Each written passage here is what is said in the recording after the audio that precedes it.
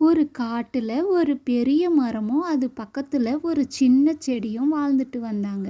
அந்த பெரிய மரத்துக்கு எப்பவுமே தான் தான் ரொம்ப அழகு, ரொம்ப கம்பீரமா இருக்கிறதா அதுக்கு நெனப்பு. அப்படி ஒரு நாள் அந்த பெரிய மரம் அந்த சின்ன செடிகிட்ட சொன்னுச்சாம். ஏ குட்டி செடியே, நீ பார், குட்டியா பல்ப் மாதிரி இருக்க. நான் பார் எப்படி ஹைட்டாக கம்பீரம் மாதிரி அழகா இருக்கேன். நீலாம் புயல் அடித்தா பறந்து போயிடுவேன். நான்லாம் கம்பீரமாக நிற்பேன். நான் பார்க்க சூப்பர் ஸ்டார் மாதிரி இருக்கேன். நீ பார்க்க காமெடி பீஸ் மாதிரி இருக்கேன். என் பக்கத்தில் நிற்க உனக்குலாம் தகுதியே இல்லை அப்படின்னு அந்த பெரிய மரம் அந்த சின்ன செடியை ரொம்பவே திட்டுனுச்சு.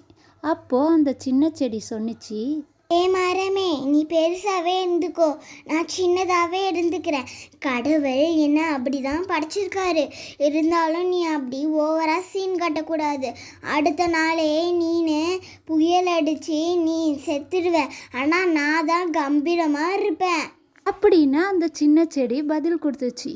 இருந்தாலும் அந்த பெரிய மரம் சொன்னிச்சு, அதையும் தான் பார்த்துடலாம். நீ உயிரோட இருக்கியா இல்லை நான் உயிரோட இருக்கேன்? நான் மறுநாள் அந்த காட்டில் காற்றடிச்சிச்சு.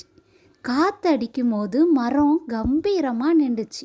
ஆனால் அந்த சின்ன செடி கொஞ்சம் சாய்வலாக சாஞ்சு போயிடுச்சு.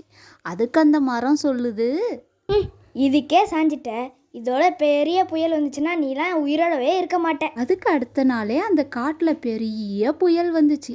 அப்போ அந்த மரம், ஐயோ என்னடா இது, பெரிய புயல் வந்துச்சே, என்னோட கிளையெல்லாம் டமா டமான்னு உடையுதே. ஐயோ என்னால் ஸ்டடியாக நிற்க கூட முடியலையே.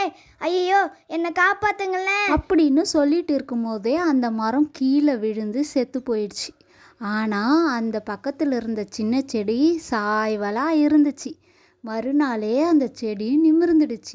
அப்போ அந்த செடி அந்த மரத்தை பார்த்து சொன்னிச்சு, ஏ மரமே, நீனு ஓவராக சீன் போட்டல, அதனால தான் கடவுள் உனக்கு இப்படி ஒரு தண்டனை கொடுத்துட்டாரு. நீ சொர்க்கத்துக்கு போயாச்சும் ஒழுங்கா இடி. குழந்தைங்களா, நீங்களாவது பெருமை அடிக்காத மற்றவங்களுக்கு மரியாதை செலுத்துங்க.